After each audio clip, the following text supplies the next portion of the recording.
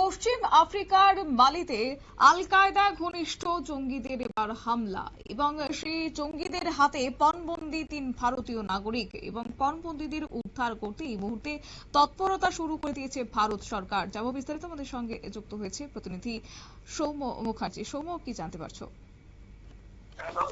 জানা যাচ্ছে যে ভারতের বিদেশ মন্ত্রক সূত্রে জানানো হয়েছে যে গত ১ জুলাই পশ্চিম আফ্রিকার দেশ মালিতে ৩ জন ভারতীয়কে পণবন্দী করেছে আল কায়দার ঘনিষ্ঠ স্থানীয় সন্ত্রাসবাদী সংগঠন নুসরাত আল ইসলাম ওয়াল মুসলিম।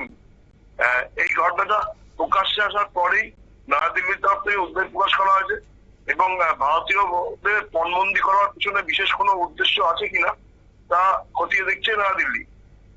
তাদের বিদেশ মন্ত্রক সূত্রে যেটা বলা হয়েছে যে ১ জুলাই একদল সশস্ত্র আল কায়দা ঘনিষ্ঠ জঙ্গি সংগঠনের সদস্যরা মালির একটি হামলা চালায় এবং ওই কারখানায় তখন ৩ জন ভারতীয় নাগরিক কাজ করছিলেন।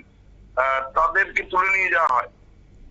যেটা জানা যাচ্ছে যে ওই দেশের দূতাবাসের মাধ্যমে ইতিমধ্যেই মালি সরকারের সাথে যোগাযোগ করেছে ভারতের বিদেশ মন্ত্রক।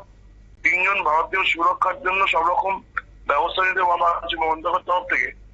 এই বিষয়ে আজকে ভারতীয় বিদেশ মন্ত্রকের মুখপাত্র রণবীর জয়সওয়াল বলেন যে ওই যে ৩ জন ভারতীয়কে নিরাপদে ফিরিয়ে আনার জন্য মালি সরকারকে উপযুক্ত পদক্ষেপ গ্রহণ করার আর্জি জানানো হয়েছে। পাশাপাশি পুরো পরিস্থিতির উপর নজর রাখছে মালিতে অবস্থিত ভারতীয় দূতাবাস। এছাড়া একটি বিবৃতিতে বিদেশ মন্ত্রকের তরফ থেকে জানানো হয়েছে যে ভারত সরকার মালিতে যেভাবে আল কায়দার ঘনিষ্ঠ জঙ্গি সংগঠন ৩ জন ভারতীয়কে অপহরণ করেছে আমরা তার তীব্র নিন্দা করি এবং অপহৃত ভারতীয় নাগরিকদের নিরাপত্তা এবং দ্রুত মুক্তি নিশ্চিত করার জন্য প্রয়োজনীয় সমস্ত ব্যবস্থা গ্রহণ করা হচ্ছে। এই বিষয়ে মালি সরকারের কাছেও আবেদন জানানো হয়েছে। বিদেশ মন্ত্রকের ঊর্ধ্বতন আধিকারিকরা গোটা পরিস্থিতির উপর নজর রাখছে এবং ভারতীয় নাগরিকদের মুক্তির জন্য বিভিন্ন স্তরে আলোচনা করছেন তারা।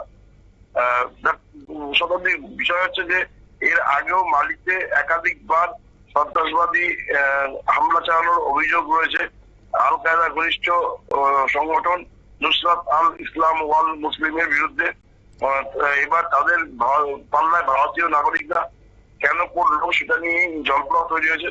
কারণ এর আগে কোনোদিনই ভারতীয়দের ওপর কোন রকম আক্রমণ মালিতে হয়নি, কিন্তু এই প্রথম জেহাদি মুসলিম ইসলামিক জেহাদিরা ভারতীয়দের অপহরণ করে নিয়ে গেছে।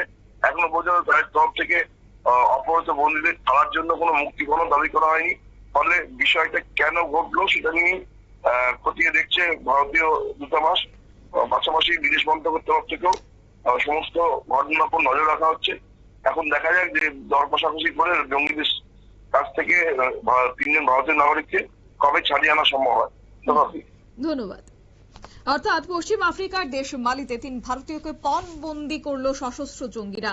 প্রাথমিকভাবে যে খবর তাতে করে ঘটনার সঙ্গে যুক্ত আল কায়দা ঘনিষ্ঠ স্থানীয় সন্ত্রাসবাদী সংগঠন নুসরাত আল ইসলাম ওয়াল মুসলিম এই ঘটনায় উদ্বেগ প্রকাশ করেছে নয়াদিল্লি এবং ভারতীয়দের পণবন্দী করার পেছনে বিশেষ কোনো উদ্দেশ্য রয়েছে কিনা তা কিন্তু এখনো পর্যন্ত স্পষ্ট নয়।